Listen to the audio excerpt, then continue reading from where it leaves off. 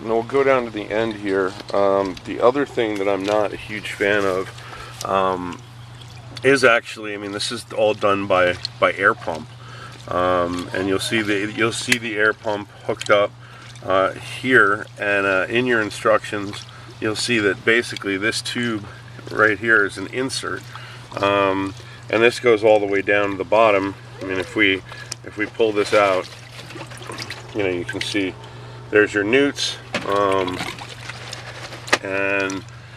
but what you have to be careful of is when you're pushing this tube down inside of this outer tube, it's very easy for this air line to become disconnected.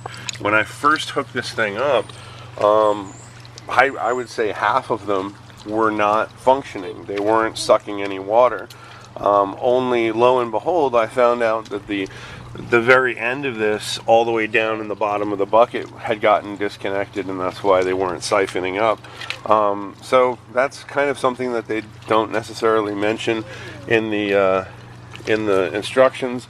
It's definitely something that you're going to want to watch out for. So if you don't see your drip rings dripping, chances are is that the air tube inside got disconnected and you have to reconnect it. And then here you've got your upper bucket res, which is just gravity feeding into your lower. I'm not exactly sure. I definitely lost a decent amount of water overnight, so I'm not sure if there's a leak in the system or if it just took that long to equalize. And the other thing that's really horribly documented in the Waterfarm system is exactly how to attach that guy right there. Now this is correct, and finally, it took a while, but you know, I finally figured it out.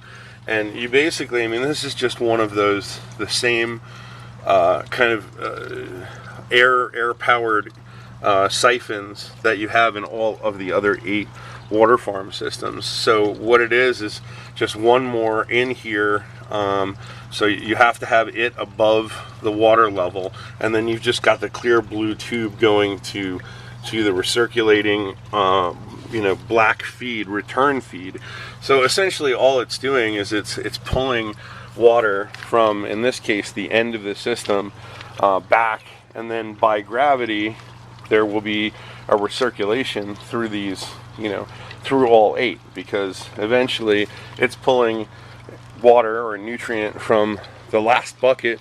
So the last bucket is going to be at a lower level than the second to last and third to last, so on and so forth, and then it'll be higher in here, and then what you've got is basically the nutrient movement from bucket 1 to bucket 2 to bucket 3, 4, 5, 6, 7, 8, and then again that return line is coming back in here when that pump is running.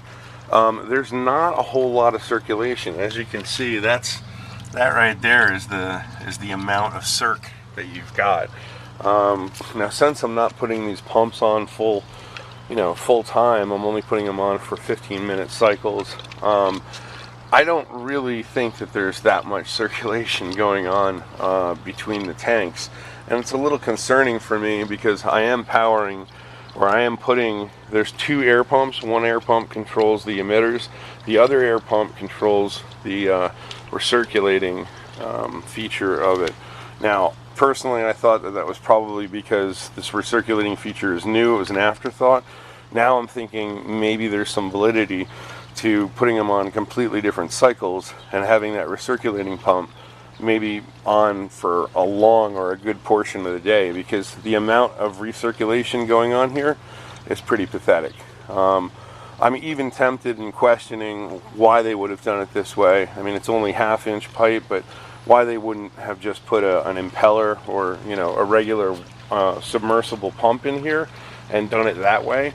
You'd get a hell of a lot more circulation. The other retrofit that maybe we want to do is put in air stone in the res, but seeing that the circulation is so kind of nominal, we may have to put, I mean, to do this kind of in a hybrid bubble ponics kind of thing, you could put an air stone in the bottom of each one of these chambers, and I think that would actually give us a lot better performance, and it's not that expensive. I mean, it's basically 8 air stones and an air pump and a manifold, and all of a sudden you've changed this basic drip system into a hybrid drip and bubble ponic system. So, you know, again, because the nutrients are in the bottom of all of these buckets. So I think that's what we're going to do at the beginning of next week. But that's the setup for the Waterfarm 8 kit. I hope it was somewhat helpful, and I hope that this addressed some of the issues that I had, and also some of the issues that maybe some of you had in terms of the instructions for how this thing is connected don't exist, or are really written horribly in my opinion, in the instructions. So now you can see how that's connected, and maybe some of you can also address the issue of just the fact that the ring doesn't get all the hydroton, especially if you're, you know, starting out with one plant and it's a plug and it's a brand new from a starter, you know, starter cube or starter plug. You definitely have to do something about that drip ring, because otherwise your plant's just not going to get any water.